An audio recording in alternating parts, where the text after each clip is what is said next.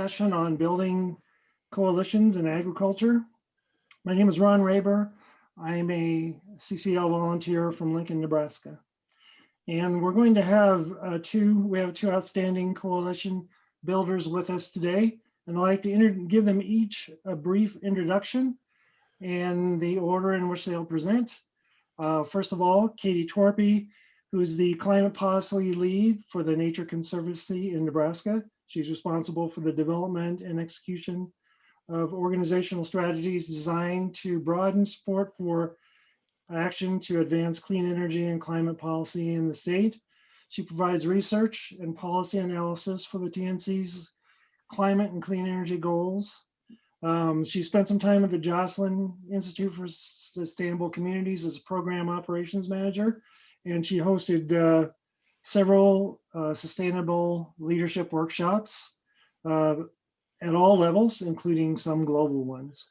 She currently serves as vice chair of the Nebraska Conservation Roundtable, and she has served on the board of the Green Omaha Coalition as a founding member and contributed her time to communities supporting the work of Omaha's Women's Fund, U.S. Green Building Council, and the Nebraska Innovation Zone. That's Katie. And then Aaron is a fifth generation farmer from Polk County, Iowa. He's the president of the Iowa Farmers Union, where he and his family raise corn, soybeans, and oats and hay in both organic and conventional farming practices. Aaron was elected to serve as the Iowa Farmers Union president in 2016 and has served as their vice president immediately prior to his election. He also has served as the executive director and legislative director for the Iowa Farmers Union and on the National Farmers Union Policy Committee. Aaron's father, Phil, is a past Farmers Union vice president and board member, and he was active in Farmers Union youth programs growing up. He graduated with a degree in physics from St. Olaf's College in Northfield, Minnesota. And he previously served on the North Polk School District Board of Directors, the Iowa Citizens Actions Network Board of Directors, and various school and church committees. He's a member of the Practical Farmers of Iowa and the Iowa chapter of the National Farmers Organization. And so those are our speakers today. And I would like to start off welcoming them. And we do have a question, so you can submit questions throughout. But we'll start with Katie giving a presentation, followed up by Aaron's presentation, and you can submit questions while we're going on as they go. And so I'm going to turn it over to Katie and let her take the reins. Great, thanks, Ron. Can everyone hear me? Yes. Great, and I got my screen up. Hopefully everyone can see that also. All right. I'm Katie Torpy. I appreciate the opportunity to participate today. I really am in awe of the Citizens Climate Lobby, the work and dedication you bring to the need for advancing climate action. So thank you for bringing me along today. Before diving in, a quick primer on the Nature Conservancy. We're an international organization. We operate in over 70 countries in all 50 states. And we have approximately 400 scientists on staff. We're nonpartisan and science-driven. Now, we believe in a world where people and nature thrive. And of our global priorities, we're likely most well known for our land conservation work. An illustrative former tagline described us as quietly saving the world's last great places. Now, this changes around 2016 when we formally add two global priorities: provide food and water sustainably and tackling climate change. Now, for the Nebraska program, these priorities are intertwined for us from the beginning.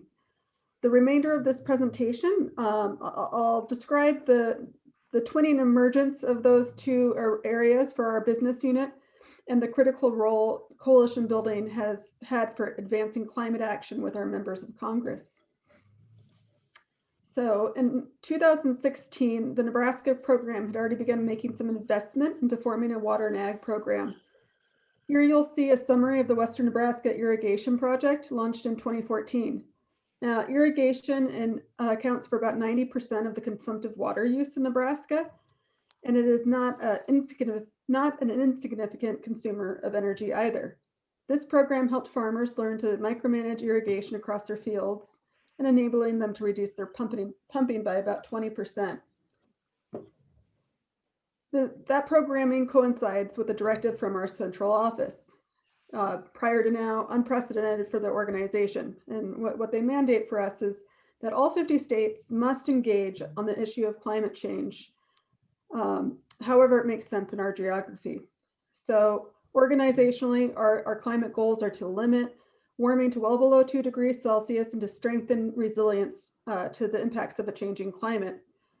Like CCL, the Nature Conservancy views a market-based approach as the most efficient lever to achieve needed reductions. However, unlike CCL, we are very completely new to this arena at the time this mandate comes down. And in Nebraska, at least, we don't have any well-developed relationships with members of Congress.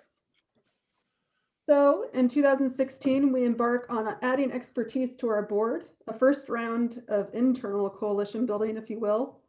Over the next 2 years, we add a climatologist, an a solar advocate, sustainability professional, energy lobbyist, a livestock nutritionist, and additional ag producers to advise our work.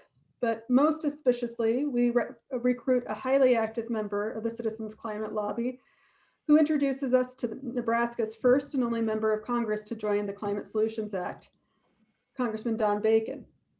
5 minutes on the tail of a highly efficient and informative meeting conducted by CCL, and we immediately have cachet with Congressman Bacon's staff.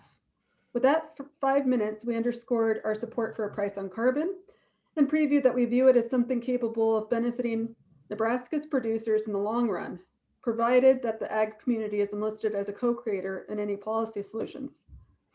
At this time, TNC scientists had just released a report with some groundbreaking science on what we call natural climate solutions. Essentially, these are different land management strategies that either avoid or reduce atmospheric carbon. And it's worth spending a moment on this topic because it's really how we engage and get in the door with our members of Congress. Now, some of you may know that nature has a remarkable ability to absorb and store carbon. Protecting, restoring, and sustainably managing forests, farms, and wetlands enhance that ability. Practically, natural climate solutions are achieved through avoided habitat conversion. It also means scaling forestry and stewarding our grasslands. Now, the greatest opportunity for Nebraska, as we shared with Congressman Bacon, who's a member of the House Ag Committee, lies in our 22 million acres of croplands. Now, to give you a scale of this work, this is just a simple way to share that over a third of the solution of climate mitigation pathways can come from natural climate solutions. And critically, these are readily deployable in the short term in some of our more cost-effective strategies. Our vast land resources in Nebraska support both a clean energy transition and natural climate change solutions. However, for both, there's room to grow. Only 3 to 4% of Nebraska's 20 million acres of cropland presently deploy cover crops. Growing a cover crop in the fallow season between main crops sequesters carbon in the land, which means less carbon in the atmosphere as CO2. And in fact, Nebraska has the 11th highest NCS potential in the United States. So what we're stressing with our members of Congress is that rapid decarbonization of the energy sector is necessary to achieve needed mitigation. However, it alone is insufficient. It must be both and. Smarter ag practices and avoided grassland conversion are a necessary part of the equation. However, to incentivize these practices, producers need additional sources of revenue. So meanwhile, back in the Nebraska operating unit, we're continuing to invest in pilot projects. And this is our Central Nebraska Irrigation Project, where we enrolled 50 producers into a project to cost share the expense of precision irrigation technology. And then in 2019, we launched the Upper Big Blue Soil Health Project to cost share and experiment with new interseeding equipment. Each of these projects are in partnership with our local natural resources district. And these two projects together form the premise for a field day with Congressman Bacon. Together with a farmer participant in our Central Nebraska Irrigation Project, we emphasize both our support for a price on carbon and the co-benefits conservation ag confers as a climate solution. So it's really owing to this relationship building, again, started by our trustee, who's a Citizens Climate Lobby contributor.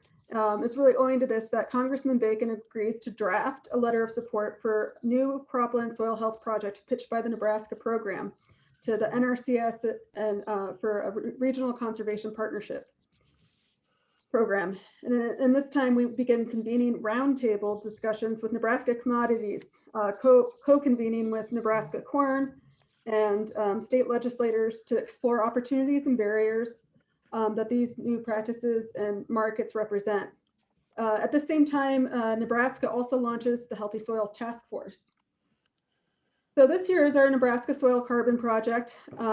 It is an $8 million 5-year soil health project designed to provide farmers in central Nebraska with technical and financial assistance as they put conservation practices on 1,000 acres. And the intent is to sequester 150,000 metric tons of CO2. Excuse me. The project will serve as a pilot for the Ecosystem Services Market Consortium, which connects farmers to private sector payments for conservation practice adoption. And yet a lot of uncertainty remains about how best to measure cropland soil carbon. And so the science that we conduct on this project will help bridge that gap as more projects begin to come online. This project and others coincide with corporations increasingly setting lofty sustainability goals and climate goals, bringing major resources to bear in this space. We're leveraging those resources to get more conservation on the ground and to surface challenges and opportunities. And increasingly, these corporations are also recognizing that enacting federal action on climate change sooner rather than later will allow us to meet the climate challenge at the least possible cost. Pictured here are some of the founding members of the CEO climate dialogues, the members of which are beginning to match their words with their lobbying efforts. The CEO climate dialogues calls for federal action on climate and endorses a market-based approach to achieve needed reductions. Now, some companies may be signing on for good press, others may be doing it out of the sense of altruism, but for the most part, we hear that companies want resilient, stable supply chains, and mitigating climate change is one of the most impactful ways they can achieve that stability. Policymakers are listening too, and we're seeing a convergence of public and private interest around climate change and carbon markets.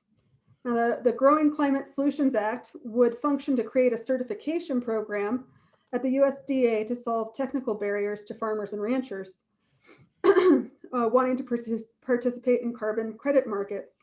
Now, at scale, ag and land use practices can sequester carbon as low as $10 per megaton of CO2 equivalent. The act would help provide transparency, legitimacy, and informal endorsement of third-party verifiers and technical service providers that help private landowners. We worked behind the scenes to get a tremendous number of support sponsors to endorse the act, and ultimately, Congressman Bacon agreed to be the Republican lead on the Growing Climate Solutions Act, and he was joined by Congressman Fortenberry and Senator Fisher, so 3 out of the 5 members of the Nebraska delegation. And notably, I think for some of those, it was the first time they signed on to legislation that had, climate action in the bill language. So, although the Growing Climate Solutions Act wasn't ultimately enacted by the 116th Congress, Congressman Bacon and Congressman Fortenberry were 2 of 7 Republicans to break with their party to vote for the House energy package, later incorporated into HR 133, the spending omnibus that passed this last December. And this contains some of the most significant climate and energy legislation in a decade. As for agricultural climate policy, the emergence of a new coalition signals that the momentum garnered in the Growing Climate Solutions Act is unlikely to fade.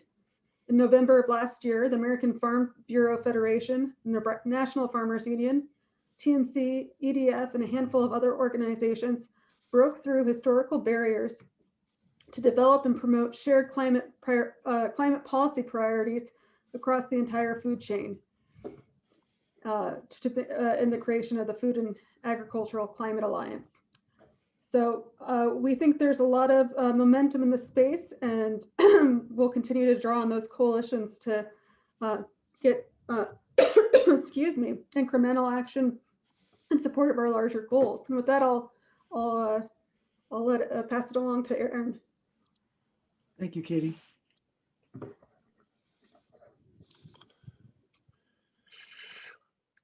Well, hello, everyone. My name is Aaron Lehman, and I'm the president of the Iowa Farmers Union. I'm going to go ahead and pull up some slides to share here if I possibly can.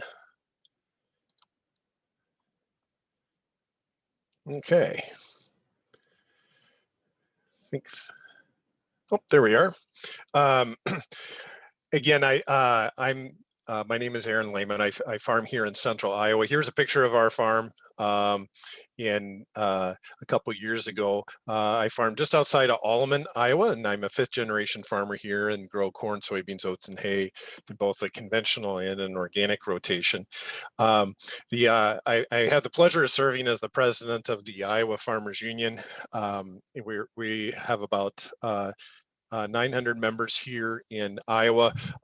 We've been around for a long time, for over 100 years, fighting for family farmers and sustainable agriculture.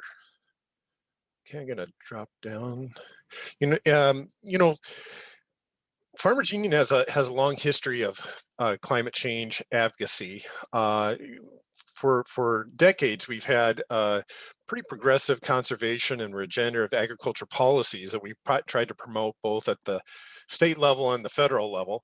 And for over 2 decades, we've been working on policy planks directly related to climate change. And we were advocates in the early 2010s for the cap and trade policy. And in about 2010, we established a carbon trade mechanism anticipating a cap and trade program that would reward farmers for carbon capture. We did that at the National Farmers Union level in Iowa. The Iowa Farm Bureau also set up a carbon trade mechanism. Both of those were dependent on having a cap and trade system, which ultimately didn't happen. I want to stress, though, that especially in the early going, the topic of climate change among our farmers has been some tough sledding. I'm afraid that for too long, climate change was used as farmers were trained either by their commodity groups or their other farm organizations or agribusiness to think if they heard the term climate change, they were going to expect higher taxes and burdensome regulation. And so we've been battling this perception battle for a long time. But I do want to say, and I wanted to share this slide about the Iowa Farm and Rural Life poll. Climate change beliefs among farmers are changing. And I want to spend just a little bit of time to highlight this. The Iowa Farm and Rural Life poll is conducted by Iowa State University Extension. Dr. J. Arbuckle has been doing it for many years, Paul Leslie before him, and others as well. And the poll taken every 2 years or so polls about 1,300 farmers in Iowa. And their recent study, which they released just recently, showed some pretty significant changes in attitudes. As you see, the top 3 bars, believing in farmers who believe in climate change is occurring either from human causes or equally between human causes and natural causes, or mostly natural causes. Especially those top 2 bars, the amount of agreement saying that climate change is occurring either through natural or human causes has grown significantly over the past 9 years. In fact, the only bar here that's really significantly decreasing is those farmers who think that there is still insufficient evidence, up from down from 28% all the way down to 16% in their recent study. So I think that we're seeing some significant changes in among farmers. Here's another question from the same study. The farmers were asked, were said if they were asked if they agree with this statement. I am concerned about potential impact of climate change on my farm, up from 35% all the way to 51%. So another indication that this has a direct impact on the individual farm. And also, I wanted to share a slide. The farmers were asked this question: climate change is not a big issue because human ingenuity will enable us to adapt to changes. Uh, a lot of the mantra in commodity agriculture is that technological changes will mean that we can tackle any problem that's thrown at us. And that attitude about climate change issues is certainly decreasing from 33% in 2011 to 2020. So farmer attitudes are changing about climate change. Um, we've been working with a number of groups in Iowa, and one specific project that we've done the past 2 years has worked with some partners in Iowa, Environment Iowa, Moms Clean Air Force, and the Iowa Wildlife Federation on specific activities, and others on other activities. All the way back to our pre-caucus stage, we provided briefings to members and the public on climate issues, and we provided farm and climate platforms for individuals to take to their party caucuses. We had a number of roundtable discussions until March of last year, and they were very well attended with a wonderful mix between farmers and small town residents and urban residents. But at the pandemic, we were forced to switch, right, to get our outreach going. And I wanted just to highlight a couple of those changes we made. We launched a new Lunch and Learn webinar series on climate smart farming issues. And since April, we held 45 different sessions, and our attendance at each one ranged between 15 and 300 people, with a total attendance of 2,700. Which for an organization the size of ours is a significant outreach effort. These half-hour lunch and learn sessions, sometimes we had policymakers, Senator Grassley and Senator Ernst and Senator Axney and some state house policymakers joined us for that half hour. Sometimes we had climate and agriculture experts like Dr. Secchi at the University of Iowa, Dr. Swenson at Iowa State, and Matt Russell from Interfaith excuse me, Iowa Interfaith Power and Light. And then, but our most popular one were our farmers. These are just a few of them who joined us. Our largest attended Lunch and Learn was Francis Dickey and his farm.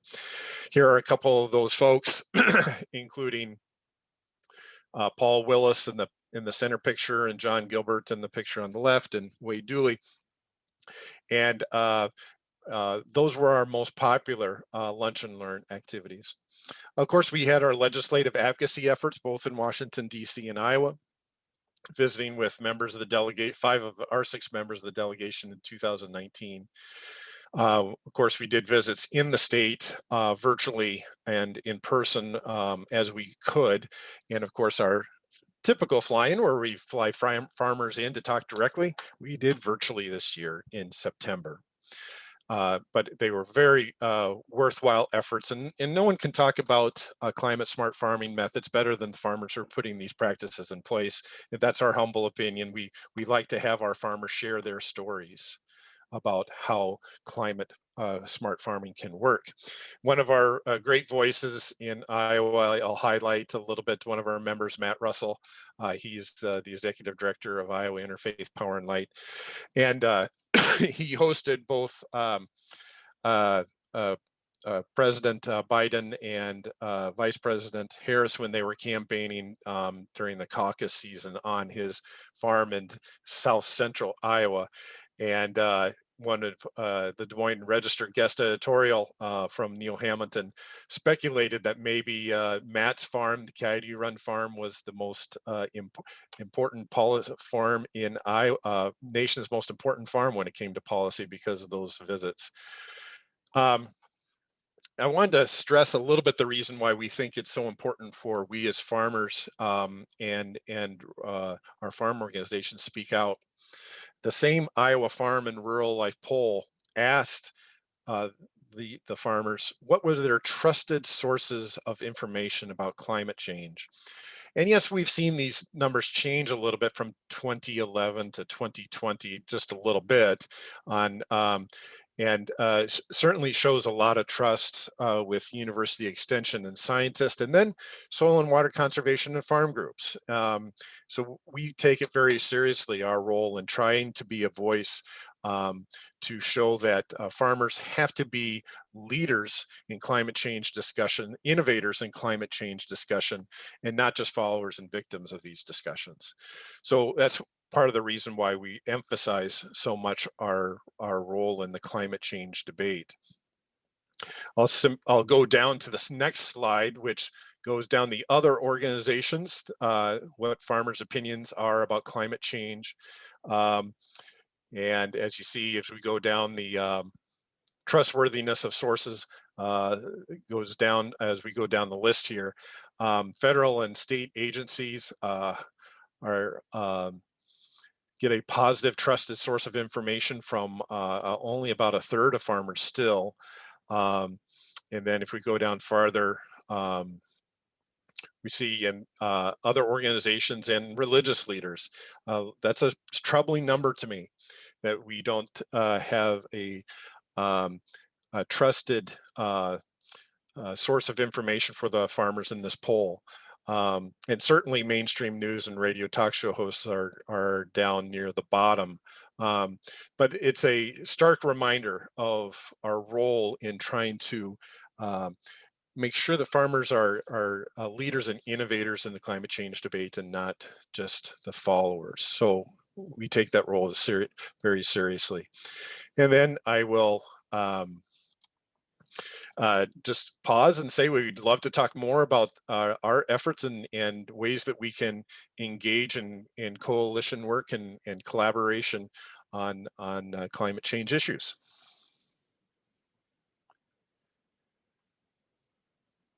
Thank you, Katie and Aaron both. Thank you very much for your presentations. I do have some questions queued up for you.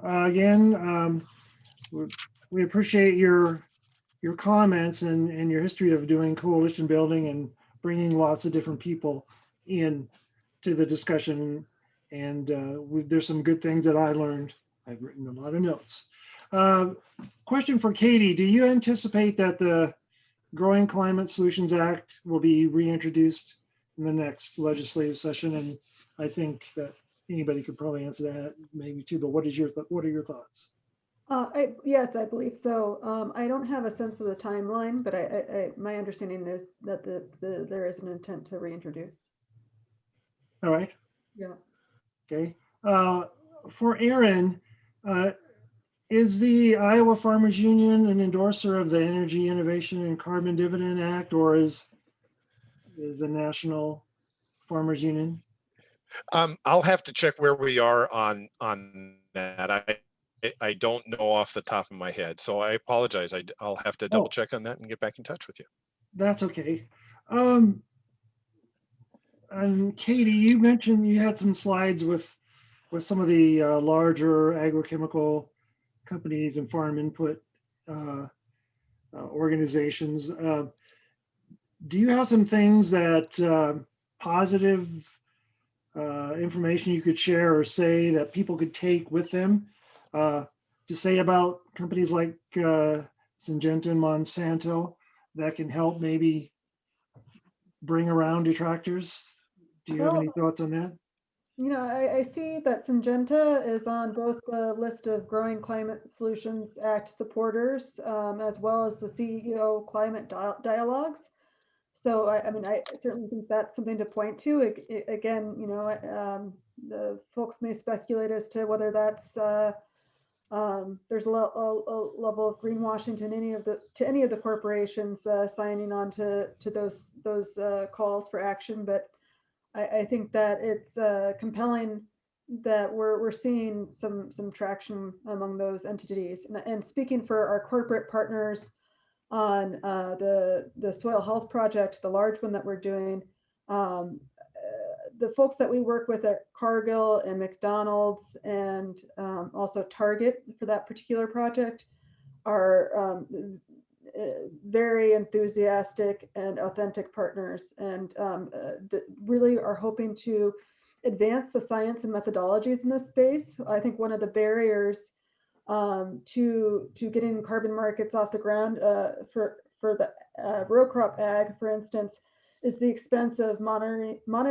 and verification of those practices. It's just prohibitively expensive to sample all the soil, the soils. Mhm. If we when we're doing the verification of on our project, we're going to be comparing that against modeling out of Colorado State University and elsewhere to really try to raise that caliber of reporting, but reduce the expense of it simultaneously. So. Okay.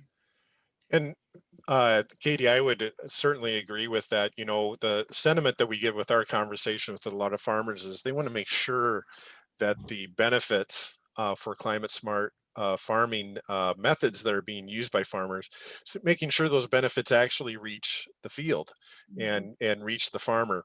Um, and I'm almost all of those discussions come with some skepticism because you know, there have been other efforts that agribusiness has um, captured, and those benefits might have meant something to their consumers or to their corporate investors, but they never hit the ground. So making sure that those benefits are accessible at the farm level is really important. I really want to stress that point that you made. Okay. Yes. And I think the other thing that you said, Katie, which is the companies want stability. They want predictability as much as they can. And mitigating climate change helps reduce that variability a lot. Mhm. And so I think that's absolutely, you were spot on in that comment. I think that makes a lot of difference. Um, to both of you, are there, and what are your thoughts about the current farm and federal policy that might create barriers to climate smart farming? Well, I'll speak to that just a little bit. We were talking just briefly even before we started the session here. You know, one of the things we're proud of in Iowa is that we've put an incentive in place for crop insurance for farmers who use cover crops the previous year. And it's a great idea. One of the reasons we like the idea so much is because too many of our federal programs, farm bill programs, act in the opposite direction of climate smart farming practices. So whether that be crop insurance or subsidy programs or our other efforts, we need to make sure that they're all pushing in the same direction and not working one against the other. So and tying good conservation compliance to farm subsidies and crop insurance subsidies into good, solid climate smart practices. All those things need to be considered in addition to those typical conservation or climate smart farming incentives we normally think of. Okay, thanks. Aaron captured, yeah, that's exactly where my mind went, was with the incentivizing right now. So many of the programs don't are prohibitive to getting cover crops and some of these practices on the ground, and so better aligning those, and that's where I think it's only been in the last two farm bills that TNC has really begun to engage and participate in that process in depth, and that's part of what they're trying to bring to that Yeah, also. thank you both. Katie, a question about the other two representatives from Nebraska's, have you been working with them? Any progress or expectations of endorsement from either the Smith or SAS team? Yeah, so we did have interest out of Congressman Smith's office. And so we will be following up with their staff and with Congressman Smith once we have a better sense of the timeline for reintroduction on that. And certainly haven't made the inroads with Senator Sass, but that's partially due to the COVID. We'd had a field day planned last year and in March to showcase some of this stuff and preview what we saw coming down and and of course aren't in a better position to have that field day today. So we'll keep working on that. Okay. And Aaron, maybe you can answer this. Lee from Minnesota has asked about farmers and renewable energy, such as solar and wind. Has that made a difference in their incomes, and has it made a difference in their approach to climate change? Well, I think so. Unfortunately, we have a little, it's not a very consistent impact across the state. We have certain areas that have been able to capitalize on those opportunities, and then other areas the farmers really struggle plugging into a network where their efforts to put in solar or wind on their farm can pay off for them. So we've got a ways to go to make sure that these farmer scale solar and wind opportunities can really make sense. Okay. Another question for Katie. You mentioned that the Nature Conservancy supports carbon pricing. Have they endorsed the House Resolution 763 nationally, or the one 7063 carbon energy fee and dividend? Yes. dividend? Yeah, okay. I forgot the number. Sorry. We have not endorsed any particular legislation for carbon pricing. We feel like the conversations are in their excuse me, somewhat in their infancy, in that vein of coalition building, and just coming to the conversation without predetermining what makes sense for all of those that will be affected. I think that has kept us from doing so. Also, some of those natural climate solutions that we're describing, we think there is a possibility for putting some revenue to work, and what proportion of that revenue would be put to work, so to speak, for supporting whether it's climate smart agricultural practices or natural climate solutions, or from an equity lens, some of the populations that would be impacted by a price on carbon. We are still engaged in that conversation and excuse me, seeing where it takes us. Okay. A question to both of you. What do you believe the biggest barriers are to a successful passing of the Growing Climate Solutions Act? Well, that's a wonderful question. I think we need to, there's a certain segment out there who want to, as much as possible, use climate issues as a wedge issue between farmers and environmentalists or rural versus urban and that type of thing. And so I think our biggest challenge, at least from my perspective at the Farmers Union, is to say that climate smart farming solutions can be profitable solutions, and they can be solutions that put farmers as leaders in this debate and the innovators in this debate, and innovations that have come from farmers themselves and of course folks who have been on the land much longer than we have. So bringing the message home that these can be this can be a farmer friendly solution is our biggest challenge.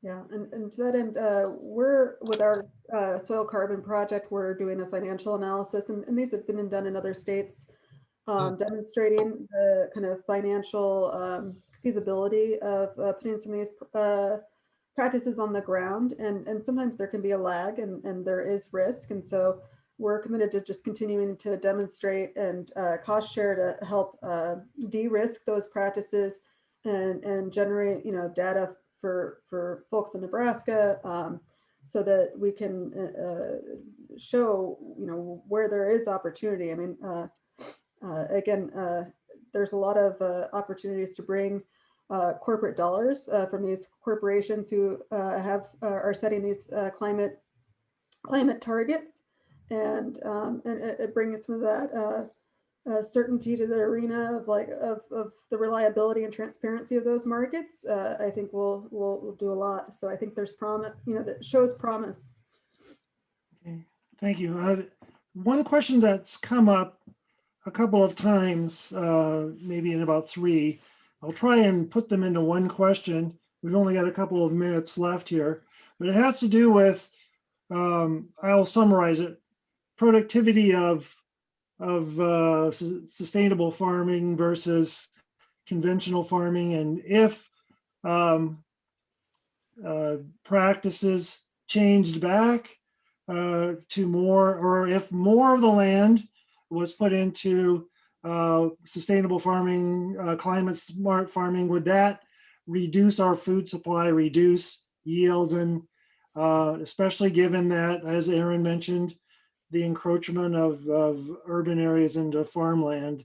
So could you address that just a little bit, what your thoughts are about that? And I'll turn it over to you. Either one? Go ahead, Aaron. Sure. So, each of these practices have their own unique issues, right? And certainly my farm in this part of the state of Iowa is different than farms in other parts of the state of Iowa. So every solution needs to fit for the farmer's own farm and own land. With that being said, there's a growing amount of information that says that cover cropping, for instance, can enhance yields, and if it's done in a way that can be work on in individual farms, it can, after some transition time, actually lead to higher profits. And as far as diversified rotations, we know that that farmers are at risk when they are relying on only one or two commodities.